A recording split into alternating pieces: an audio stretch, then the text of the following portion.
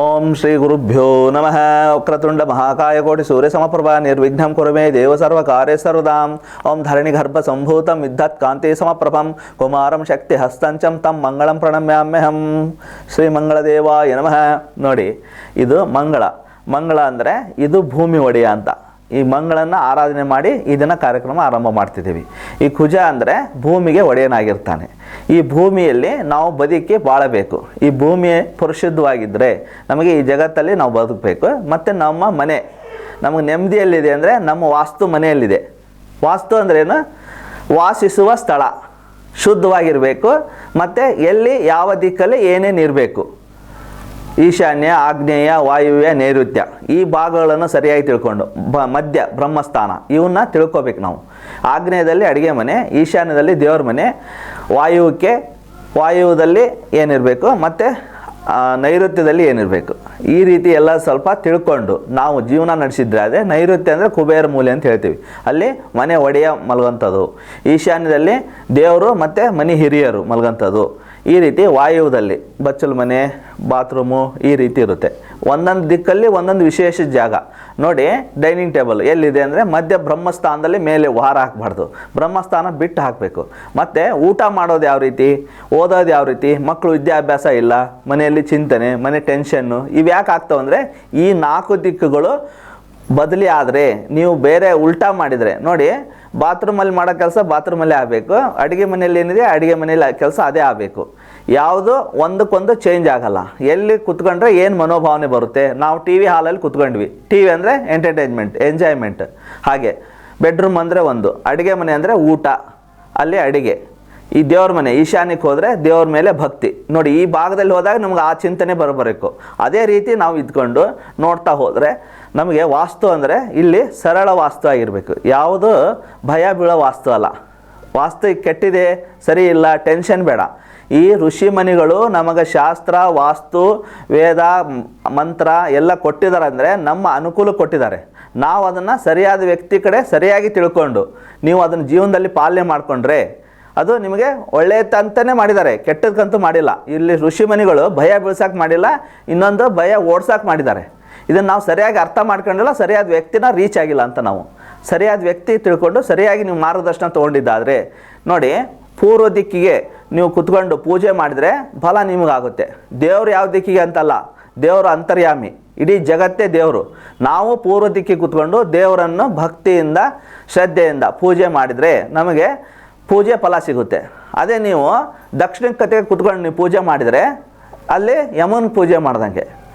ಮತ್ತು ಪಶ್ಚಿಮಕ್ಕೆ ಮಾಡಿದರೆ ನಿಮ್ಮ ಜೀವನ ಮುಳುಗ್ತಾ ಹೋಗ್ತಾ ಇದೆ ಅಂತ.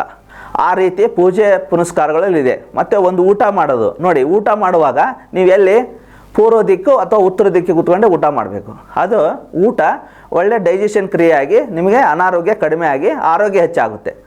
ನೀವು ಊಟ ಮಾಡಿದ್ರೆ ಶಕ್ತಿ ಆಗುತ್ತೆ. ಇಲ್ಲಾಂದರೆ ನೀವು ದಕ್ಷಿಣಕ್ಕೆ ಕೂತ್ಕೊಂಡು ಊಟ ಮಾಡಿದರೆ ಯಮನ್ ಪಾಲಾಯಿತು ಅಂತ. ಇದೇ ರೀತಿ ಮಕ್ಕಳು ಓದ್ತಾ ಇಲ್ಲ, ಯಾಕೆ ಓದ್ತಾ ಇಲ್ಲ?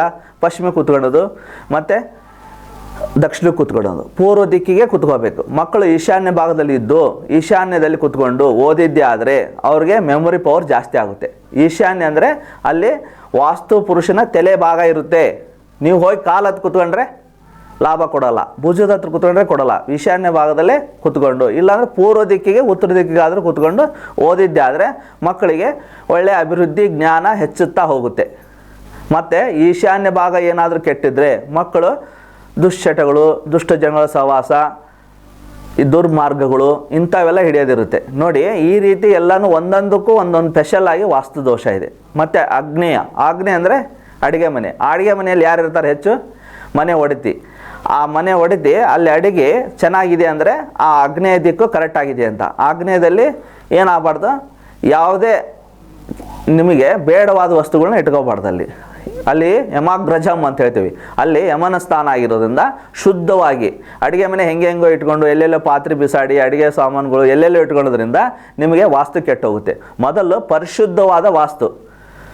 ನಮಗೆ ವಾಸ್ತು ಆದರೆ ಅದು ಕ್ಲೀನಾಗಿದ್ದರೆ ಅದೇ ವಾಸ್ತು ಆಗಿರುತ್ತೆ. ಒಂದೇ ವಾಸ್ತು ಏನಂದರೆ ನಾವು ಸ್ವಚ್ಛತೆಯನ್ನು ಕಾಪಾಡ್ಕೊಳ್ಳೋದೇ ವಾಸ್ತು ಆಗಿದೆ. ಇದನ್ನೆಲ್ಲ ಸರಿಯಾಗಿ ತಿಳ್ಕೊಂಡು ನೀವು ಆಗ್ನೇಯ ಭಾಗ ಯಾರಿಗೆ ಕೆಟ್ಟಿದ್ರು ನೋಡಿ, ಹೆಣ್ಮಗಳು ಕ್ರೋಧ, ಕ್ರೋಪ ಉಂಟಾಗುತ್ತೆ. ಇದಕ್ಕೆ ಕಂಟ್ರೋಲ್ ಮಾಡೋಕ್ಕೆ ಏನು ಮಾಡಿದ್ದಾರೆ ನಮ್ಮ ಋಷಿ ಮುನಿಗಳು, ಹಿರಿಯರು ತಾಳಿಯಲ್ಲಿ ಹವಳ ಹಾಕ್ಕೊತಾರೆ ಹೆಣ್ಮಕ್ಳು. ಈ ಹವಳ ಹಾಕೊಳ್ಳೋದು ಸಂಕೇತ ಏನು ನೋಡಿ, ಕುಜನಿಗೆ ಅಧಿಪತಿ ಹವಳ. ಈ ಹವಳವನ್ನು ಧರಿಸೋದ್ರಿಂದ ಹೆಣ್ಮಕ್ಳು ಅಗ್ನಿಯಿಂದ ತಾಪಮಾಪಗಳನ್ನು ಕಂಟ್ರೋಲ್ ಮಾಡುತ್ತೆ. ಮತ್ತು ಗಂಡನ ಸಿಟ್ಟು ಕಂಟ್ರೋಲ್ ಮಾಡೋದು ಈ ಒಂದು ಹವಳದಲ್ಲಿದೆ ನೋಡಿ. ಎಷ್ಟು ಸೈಂಟಿಫಿಕ್ ಆಗಿ ನಮ್ಮ ಹಿರಿಯರು ಮಾಡಿದ್ದಾರೆ. ತಾಳಿಯಲ್ಲಿ ಹವಳ, ಕರಿಮಣಿ ಹಾಕ್ತಾರೆ. ಯಾಕೆ ಹಾಕ್ತಾರೆ? ಅವರ ಯಾರ ಕೆಟ್ಟ ದೃಷ್ಟಿ ಆ ಮುತ್ತೈದೆ ಅವ್ರ ಮೇಲೆ ಬೀಳಬಾರ್ದು ಅನ್ನೋದು ಒಂದು ದೃಷ್ಟಿ, ಕೆಟ್ಟ ದೃಷ್ಟಿ, ಕೆಟ್ಟ ಜನರ ದೃಷ್ಟಿ ಬರಬಾರ್ದು ಅಂತ ನೋಡಿ. ಒಂದೊಂದಕ್ಕೂ ಒಂದೊಂದು ಇಲ್ಲಿ ಉತ್ತರ ಇದೆ ನಮಗೆ, ನಾವು ಸರಿಯಾಗಿ ತಿಳ್ಕೊಬೇಕಷ್ಟೇ ಇಲ್ಲಿ. ಮತ್ತು ಏನಾದರೂ ಅವ್ರಿಗೆ ಸಿಟ್ಟು ಕೋಪ ತಾಪಗಳಿದೆಯಾ, ಕುಜಗ್ರಹ ಪವರ್ ಇದ್ದಾರೆ, ಅವ್ರಿಗೇನು ಮಾಡಬೇಕು? ತಾಮ್ರದ ಬಿಂದಿಗೆಯಲ್ಲಿ ನೀವು ನೀರಿಟ್ಟು ಕುಡಿಯೋದಾದರೆ ನಿಮಗೆ ಕೋಪ ತಾಪಗಳು ಕಡಿಮೆ ಆಗ್ತಾ ಹೋಗುತ್ತೆ, ಮತ್ತು ಕುಜನಿಂದ ಆಗುವ ಪರಿಣಾಮಗಳು ಕಡಿಮೆ ಆಗುತ್ತೆ ಈ ರೀತಿ. ಮತ್ತು ನೈಋತ್ಯ ಭಾಗದಲ್ಲಿ ಏನಾದರೂ ಕೆಟ್ಟು ಹೋದರೆ ನಾವೇನಾದ್ರು ವಾಸ್ತುಗಳು ಅಲ್ಲಿ ಟ್ರೆಜುರಿ ಆಯಿತು ಉಲ್ಟಾ ಎಲ್ಲಾದರೂ ಇಡೋದು ಇದು ಮಾಡಿದರೆ ಇಲ್ಲೇನಾಗುತ್ತೆ? ಹಣಕಾಸು ಉಳಿಯಲ್ಲ, ಮನೆ ಯಜಮಾನಿಗೆ ಟೆನ್ಷನ್, ಮನೇಲಿ ಕೂರಾಕೆ ಆಗಲ್ಲ, ಮನೆ ಬಂದರೆ ನೆಮ್ಮದಿನೇ ಇಲ್ಲ ಅಂತಾನೆ. ಅದೇ ರೀತಿ ವಾಯುವ್ಯದಲ್ಲಿ ಹಿರಿಯರು ಹೆಚ್ಚು ಕಡಿಮೆ ವಾಯುವ್ಯಕ್ಕೆ ಹೋಗಿರ್ತಾರೆ, ಅಲ್ಲಿ ವಾಯುವ್ಯದಲ್ಲಿನೂ ಕೆಟ್ಟ ತೊಂದರೆಗಳಿದ್ದರೆ ಇಲ್ಲಿ ಮನೆ ಹಿರಿಯರಿಗೆ ತೊಂದರೆ ಆಗೋಂಥದ್ದು.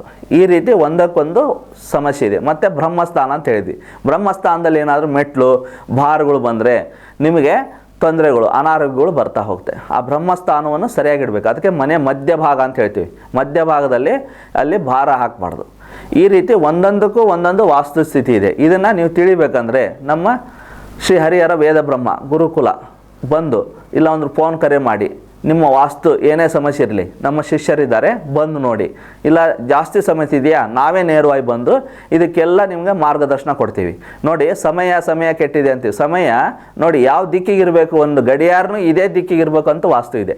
ಪೂರ್ವ ದಿಕ್ಕು ಪೂರ್ವಾಭಿಮುಖವಾಗಿ ನಿಮ್ಮ ಸಮಯ ನಡೆದರೆ ಉತ್ತರ ಅಭಿವೃದ್ಧಿ, ಉತ್ತರಕ್ಕಿದ್ರೆ ಉತ್ತರ ಅಭಿವೃದ್ಧಿ, ಪೂರ್ವಕ್ಕಿದ್ರೆ ನಿಮ್ಮ ಹೆಸರು ಗೌರವ ಬೆಳೀತಾ ಹೋಗುತ್ತೆ. ಅದೇ ಪಶ್ಚಿಮಕ್ಕೆ ಹಾಕ್ಕೊಂಡು ನೋಡಿ, ನೀವು ನಿಮ್ಮ ಜೀವನ ಹೆಸರು ಗೌರವ ಕ್ಷೀಣಿಸ್ತಾ ಹೋಗ್ತದೆ. ಅದೇ ದಕ್ಷಿಣಕ್ಕೆ ಹಾಕ್ತಾ ಹೋಗಿ ನೀವು ಬರೀ ಅನಾರೋಗ್ಯವಾಗಿ ಹಾಸ್ಪಿಟ್ಲಿಗೆ ಓಡಾಡ್ತಿರ್ತೀರಿ.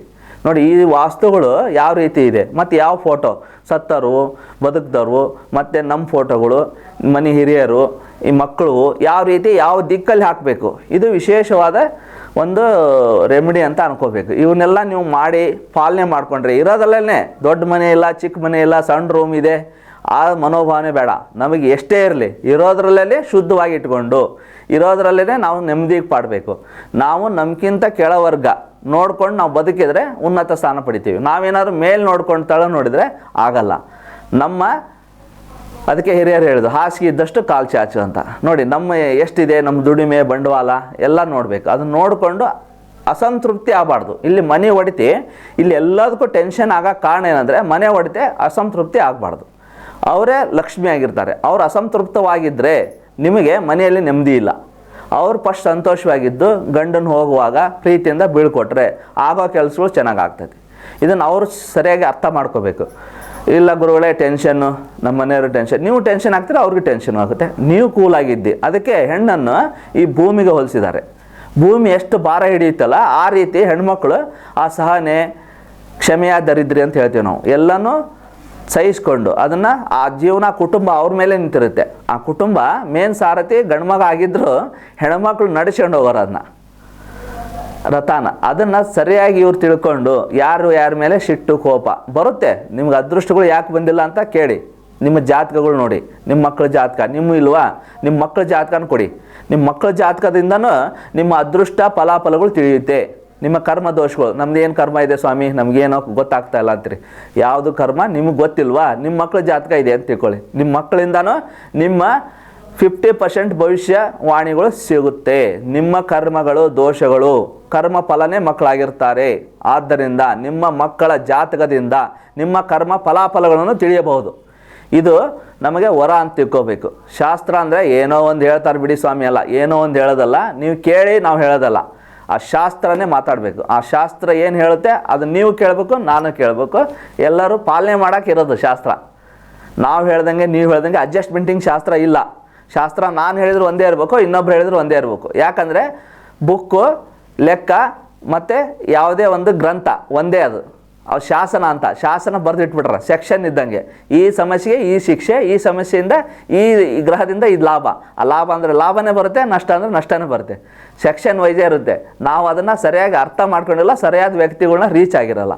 ಇದನ್ನು ತಿಳ್ಕೊಂಡು ನೀವು ಮಾಡ್ತಾ ಹೋದರೆ ನಿಮ್ಮ ಉಜ್ವಲ ಜೀವನವನ್ನು ಪಡೆಯಲು ನಿಮ್ಮ ಕೈಯಲ್ಲೇ ನಿಮ್ಮ ಅದೃಷ್ಟ ಇದೆ. ಆ ಅದೃಷ್ಟವನ್ನು ಅಂದರೆ ಜಾತಕ, ಈ ಜ್ಯೋತಿಷ್ಯ ಆಗಿದೆ. ಅದನ್ನು ಸರಿಯಾಗಿ ತಿಳ್ಕೊಂಡು ನೀವು ಮಾರ್ಗದರ್ಶನ ತೊಗೊಂಡಿದ್ದೆ ಆದರೆ ನಿಮ್ಮ ಜೀವನ ಉಜ್ವಲ ಆಗೋದ್ರಲ್ಲಿ ಎರಡನೇ ಮಾತೇ ಇಲ್ಲ. ಶ್ರೀ ಗುರುಭ್ಯೋ ನಮಃ. ಎಲ್ಲರಿಗೂ ನಮಸ್ಕಾರ, ಧನ್ಯವಾದ.